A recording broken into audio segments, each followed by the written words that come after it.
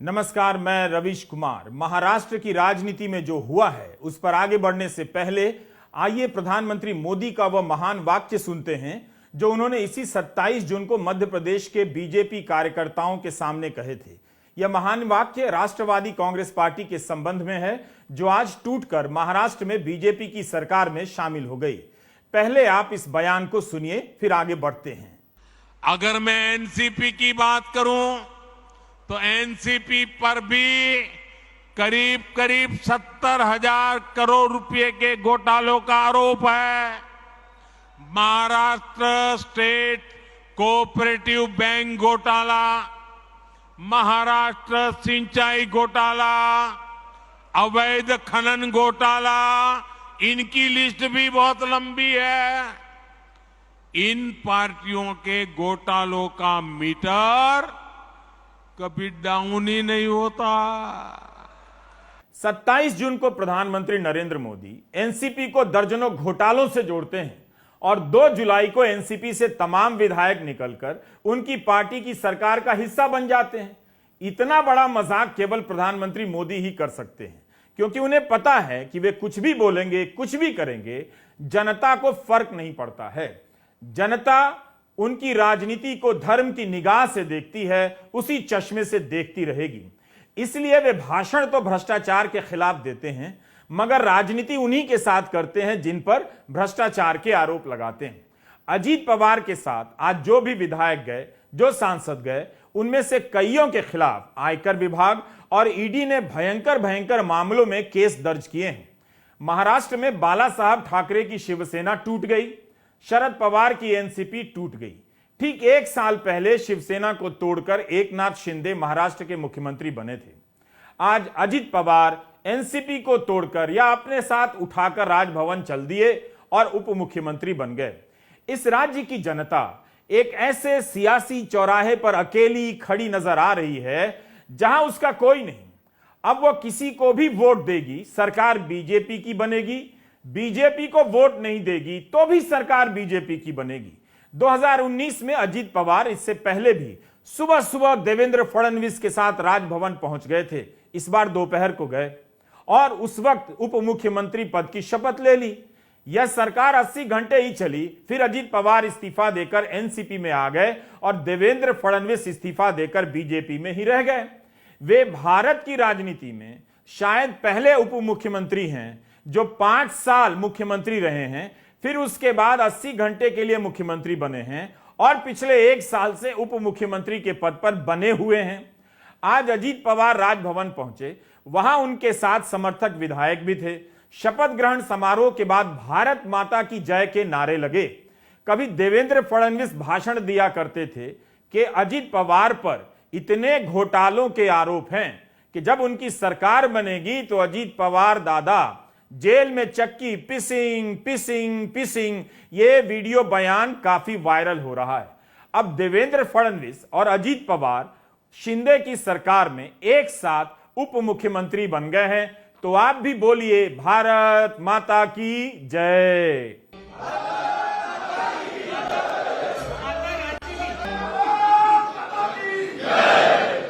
इस पूरे घटनाक्रम में आप ही बताइए कि भारत माता की जय किस तरह से हो गई। फिलहाल आप भी भारत माता की जय के नारे लगाते रहिए। यह एक ऐसी टूट है जिसे देखकर कोई भी हैरान नहीं। सबको पता है और सब ये बात कहते भी हैं रूपक के अंदाज में कि ईडी के पास सबकी सीडी है। विपक्षी एकता को मोदी से अब नहीं लड़ना है, ईडी से लड़ना है। 2024 के नतीजों को ईडी के टेस्ट से गुजरना होगा। इस एक संस्था का डर ना होता तो भारत की राजनीति आज किसी और मोड़ पर खड़ी नजर आती, लेकिन इसके कारण घूम फिरकर उसी मोड़ पर पहुंच जाती है जहां बीजेपी स्वागत के लिए खड़ी नजर आती है। 2019 के विधानसभा चुनावों में बीजेपी अजीत पवार पर आरोप लगाया करती थी कि उन्होंने 70,000 करोड़ के घोटाले किए हैं। 70,000 करोड़ के। एंटी करप्शन ब्यूरो की जांच बिठा दी गई, लेकिन जब नवंबर 2019 में एनसीपी तोड़कर देवेंद्र फडणवीस को समर्थन देने पहुंचे तो कुर्सी के लिए देवेंद्र फडणवीस ने उन्हें गले लगा लिया और अजीत पवार को उप मुख्यमंत्री पद की शपथ दिलाई गई। 80 घंटे तक अजीत पवार बीजेपी के साथ रहे, फिर इस्तीफा देकर अपनी पार्टी में आ गए और इस दौरान एंटी करप्शन ब्यूरो ने 9 मामलों को खत्म कर दिया। उस समय की मीडिया रिपोर्ट में आप देख सकते हैं। नवंबर 2021 में भ्रष्टाचार के एक केस में आयकर विभाग ने अजीत पवार की संपत्ति अटैच कर ली। ईडी ने 25,000 करोड़ के घोटाले के मामले में अजीत पवार से जुड़ी कंपनी के खिलाफ केस दर्ज किया है। प्रधानमंत्री मोदी ने हाल ही में मध्य प्रदेश में बीजेपी के कार्यकर्ताओं से कहा कि मोदी की गारंटी है कि देश और समाज को लूटने वालों के खिलाफ कार्रवाई होगी। जिस पवार के खिलाफ ईडी की जांच चल रही हो वो बीजेपी की सरकार में अब उप मुख्यमंत्री बन गए हैं। आप ही मोदी जी से उनकी गारंटी के बारे में पूछ लीजिए। दे दो, दे दो, दे दो। अगर उनकी घोटाले की गारंटी है तो मोदी की भी एक गारंटी है।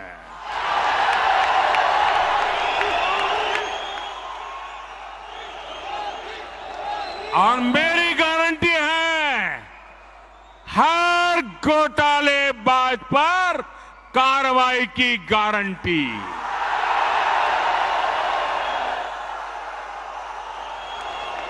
हर चोर लुटेरे पर कार्रवाई की गारंटी। जिसने गरीब को लूटा है, जिसने देश को लूटा है, उसका हिसाब तो हो करके रहेगा। अब इस भाषण पर बीजेपी के जिन कार्यकर्ताओं ने मोदी मोदी के नारे लगाए, कम से कम उतने ही कार्यकर्ता बता दें कि क्या भ्रष्टाचार के खिलाफ यही मोदी की गारंटी है कि जिस पर बीजेपी ने 70,000 करोड़ के घोटालों के आरोप लगाए हों उसे अपने पाले में बुलाकर उप मुख्यमंत्री बना दे। क्या मोदी की गारंटी का मतलब यही है? भ्रष्टाचार के खिलाफ कार्रवाई की गारंटी यही है कि आपने घोटाला करना था, कर लिया, अब चुपचाप बीजेपी में आ जाइए, बीजेपी की सरकार में शामिल हो जाइए, हम कार्रवाई ना होने की गारंटी देते हैं। मिजोरम में भी तो यही हुआ। जिस अमित शाह ने जिस सरकार पर केंद्र का फंड लूटने का आरोप लगाया, चुनाव खत्म होते ही, नतीजे आते ही बीजेपी उसी सरकार में शामिल हो गई। छगन भुजबल, हसन मुश्रीफ, दिलीप वलसे पाटिल, धनंजय मुंडे, अदिति तटकरे, अनिल भाईदास पाटिल, बाबूराव अत्राम, संजय बंसोडे को आज मंत्री पद की शपथ दिलाई गई। इनमें से कईयों के खिलाफ भ्रष्टाचार के मामले में ईडी की जांच चल रही है। 2016 में ईडी ने छगन भुजबल के खिलाफ केस किया था। अजीत पवार के साथ छगन भुजबल ने भी आज शपथ ली है। भुजबल को ईडी ने गिरफ्तार किया और 2 साल जेल में रहे। इन पर 870 करोड़ की रिश्वत लेने का आरोप था। अब प्रधानमंत्री मोदी ही बता दें कि क्या यही भ्रष्टाचार के खिलाफ कार्रवाई की उनकी गारंटी है। जेल में रहते हुए छगन भुजबल की तबीयत जब बिगड़ी तब इनके लिए शरद पवार ने देवेंद्र फडणवीस को पत्र लिखा था कि अगर उन्हें कुछ हुआ तो उनकी सरकार जिम्मेदार होगी। आज वही भुजबल शरद पवार को छोड़कर बीजेपी की सरकार में शामिल हो गए।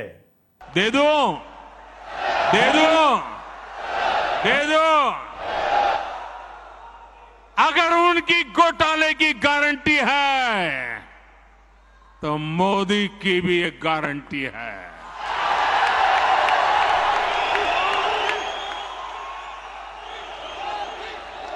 और मेरी गारंटी है हर घोटालेबाज पर कार्रवाई की गारंटी।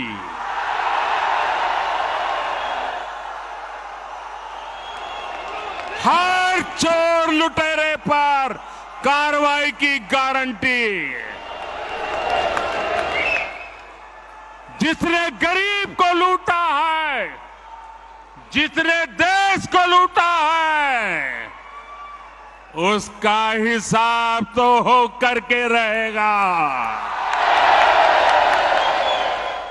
तो क्या ईडी का यही काम है कि वह विपक्ष के नेताओं के खिलाफ मुकदमा करे ताकि भविष्य में ये नेता बीजेपी में शामिल हो जाएं? महाराष्ट्र की सरकार एकनाथ शिंदे की, शिवसेना और बीजेपी की है। इस सरकार को बनाने में बीजेपी की ही भूमिका है, इसलिए हम अपने कार्यक्रम में इसे बीजेपी की सरकार कह रहे हैं। आप ही बताइए, ईडी अगर जांच करे और जिसके खिलाफ जांच करे वो बीजेपी की सरकार में मंत्री बन जाए तो आप क्या कहेंगे? 2 जुलाई को शपथ लेने वालों में एक और मंत्री हैं, हसन मुशर्रफ। 7 दिन पहले हसन मुशर्रफ कोल्हापुर में सद्भावना यात्रा में शामिल हो रहे थे। यह यात्रा हाल के दंगों के बाद शांति के लिए निकाली गई थी। हसन मुशर्रफ के खिलाफ मनी लॉन्ड्रिंग के मामले में ईडी का केस चल रहा है। हाईकोर्ट ने इनकी गिरफ्तारी पर अंतरिम रोक लगाई है।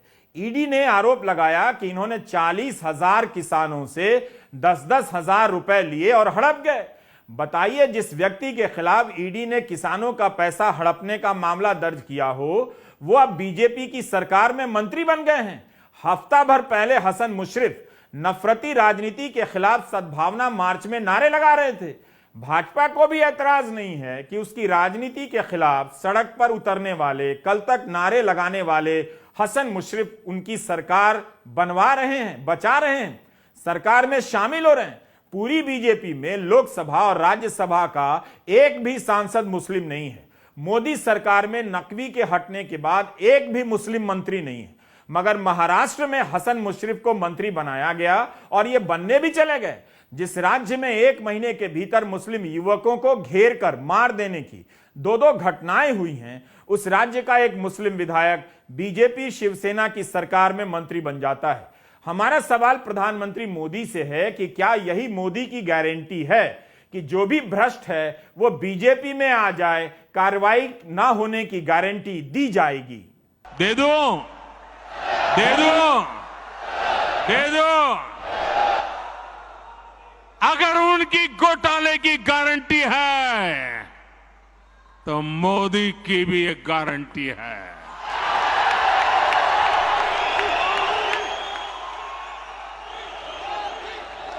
और मेरी गारंटी है, हर घोटालेबाज पर कार्रवाई की गारंटी।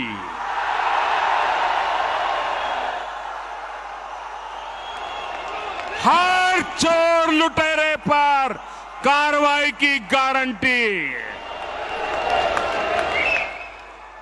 जिसने गरीब को लूटा है, जिसने देश को लूटा है, उसका हिसाब तो हो करके रहेगा। महाराष्ट्र के राजनीतिक चिंतक जरूर इस सवाल पर विचार कर रहे होंगे कि महाराष्ट्र में जन्मी 2 राजनीतिक पार्टियां आज बीजेपी के सामने बिखर गई हैं।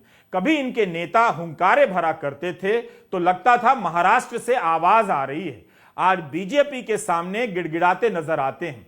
इन 2 दलों के कारण राष्ट्रीय राजनीति में महाराष्ट्र का जो दबदबा हुआ करता था, अब कमजोर आंखों में आंसू बनकर डबडबा रहा है। मतलब इनका दबदबा डबडबा गया है। शिवसेना के सांसद संजय राउत का बयान दिलचस्प है। उन्होंने कहा है कि कुछ लोगों ने महाराष्ट्र की राजनीति को साफ करने का बीड़ा उठाया है, उन्हें अपना काम करने दीजिए। मेरी अभी श्री शरद पवार से बात हुई, उन्होंने कहा मैं मजबूत हूं, हमें लोगों का समर्थन प्राप्त है, हम उद्धव ठाकरे के साथ मिलकर सब कुछ फिर से बनाएंगे। हां, लोग इस गेम को ज्यादा दिनों तक बर्दाश्त नहीं करेंगे। जिसमें 9 मंत्री बनाए गए हैं, डिप्टी सीएम अजित पवार साहब हुए हैं, इससे तो ये तो स्पष्ट हो गया ना कि ये इन दलों का, व्यक्तियों का निर्णय नहीं है। एक बहुत बड़ी स्क्रिप्ट लिख रहे हैं जिसमें प्रधानमंत्री जी और उनकी कोर टीम खुद जिम्मेवार है कि उन्होंने भोपाल से इशारा किया था, एक भी भ्रष्टाचारी छोड़ा नहीं जाएगा। तो ये इनका तरीका है, भ्रष्टाचार के आरोप में घेर करके, दबाव बनवा करके एजेंसी को, यही काम उन्होंने भोपाल से किया। उसकी परिणति आज हम महाराष्ट्र में देख रहे हैं। तो जाहिर तौर पर प्रधानमंत्री जी 100 बातें बोले, लेकिन 100 बात की एक बात, उन्हें विपक्ष विहीन लोकतंत्र चाहिए। हम लगातार इस बात को कहते रहे कि लोकतंत्र का ऐसा कुरूप चेहरा जहां ईडी, आईटी, सीबीआई का दबाव बना करके आप राजनीतिक फैसले बदलवाते हो लोगों को, ये प्रधानमंत्री जी के लिए चिंता का विषय होना चाहिए, उनके स्वयं के लिए भी, क्योंकि रथ का पहिया पलट रहा है। लेकिन इन एजेंसीज के जिस तरह की इनकी कार्यशैली हो गई है ना प्रधानमंत्री जी, वो सब कुछ तबाह कर देगी। और मैं तो स्पष्ट तौर पे कहता हूं कि मंत्रियों की फहरिस्त देखिए, तमाम लोग हैं जिन पर दबिश थी, इधर ईडी की, इधर आईटी और सीबीआई की। तो ये है एक जिंदा दस्तावेज प्रधानमंत्री जी की पॉलिटिक्स की, उनकी पार्टी की प्राथमिकताओं की। तो बनी बनाई पार्टी को बिखरने से बचा नहीं सके, अब फिर से अपनी पार्टी को बनाने की बात कर रहे हैं। महाराष्ट्र के विधायकों ने दल बदलने का हर पैमाना ध्वस्त कर दिया जो पुराना था। पहले की सारी मिसालें अब बेमानी लगती हैं। मई और जून के महीनों में महाराष्ट्र से आने वाली खबरों को देखिए। जगह जगह पर सांप्रदायिक हिंसा और तनाव की घटनाओं से राज्य के समाचार पत्र भरे पड़े थे। जब ये खबरें रुकती हैं तब पार्टियां टूटने लग जाती हैं। डिप्टी सीएम का पद कोई ऐसा बड़ा पद नहीं है। क्या इस पद के लिए कोई अपनी बनी बनाई पार्टी को तोड़कर बीजेपी में चला जाएगा? अजीत पवार इससे पहले 3 बार डिप्टी सीएम के पद की शपथ ले चुके हैं। यह चौथी बार है। इस पद के लिए पहले भी वे अपनी पार्टी को तोड़ने के कगार पर पहुंच गए थे और इस बार तोड़ ही दिया। इनके साथ एनसीपी के 9 विधायकों ने शपथ ली है।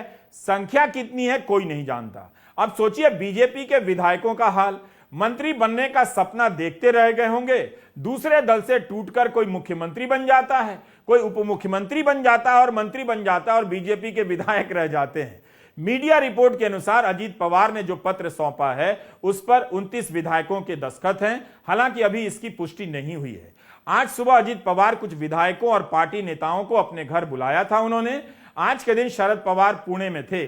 उनका बयान आता है कि मुझे नहीं पता कि किस लिए बैठक बुलाई है।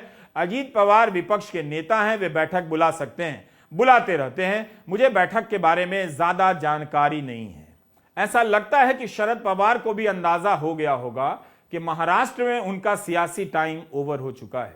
उन्होंने जो पार्टी बनाई थी वो बीजेपी के पास चली गई है। अजीत पवार पर उनका नहीं, नरेंद्र मोदी और अमित शाह का राजनीतिक और भावनात्मक नियंत्रण कायम हो चुका है।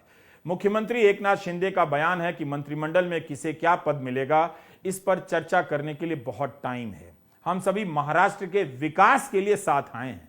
महाराष्ट्र के एक मंत्री सुधीर मुंगनित्वार ने कहा है कि एनसीपी के सभी विधायकों ने हमें समर्थन दिया है। ऐसा ही समर्थन 2019 में मिला था। उस समय सुबह सुबह अजीत पवार राष्ट्रवादी कांग्रेस पार्टी से बगावत कर बीजेपी के साथ जा मिले और उप मुख्यमंत्री बन गए। उधर मुंबई में सरकार बन गई तो दिल्ली में कांग्रेस, राष्ट्रवादी कांग्रेस पार्टी और शिवसेना ने सुप्रीम कोर्ट में इसके खिलाफ अपील दायर की। सुप्रीम कोर्ट ने अगले दिन शाम 5 बजे तक विधायकों को शपथ दिलाकर फ्लोर टेस्ट कराने का आदेश दिया। अदालत का आदेश आने के बाद उप मुख्यमंत्री अजीत पवार ने इस्तीफा दे दिया। इसके बाद 3:30 बजे प्रेस कॉन्फ्रेंस में मुख्यमंत्री देवेंद्र फडणवीस ने भी इस्तीफे का ऐलान कर दिया और उस दिन 1 घंटे के भीतर सीएम और डिप्टी सीएम के इस्तीफे के बाद सवाल खड़ा हो गया कि आखिर ऐसा क्या हुआ जो महाराष्ट्र की नई सरकार 80 घंटे में ही बिखर गई। तब कोर्ट ने आदेश दिया कि ओपन बैलेट से फ्लोर टेस्ट होगा, यानी खुला मतदान होगा और सीधा प्रसारण किया जाएगा। बस इसी बात पर अजीत पवार ने इस्तीफा दे दिया और एनसीपी में लौट आए, क्योंकि तब उन सभी का चेहरा सामने आ जाता। ऐसे में हॉर्स ट्रेडिंग बहुत मुश्किल हो जाती है। उस समय प्रधानमंत्री नरेंद्र मोदी और अमित शाह की बहुत आलोचना हुई थी, लेकिन 2022 के साल में फिर से यही कोशिश हुई, लेकिन इस बार पार्टी अलग थी और नेता अलग। अजीत पवार की जगह मोदी शाह ने दांव चला एकनाथ शिंदे पर और शिवसेना टूट गई। अब उसके 1 साल बाद अजीत पवार अपने आप चले आए। सब कुछ खुलेआम हो रहा है, आपकी आंखों के सामने हो रहा है।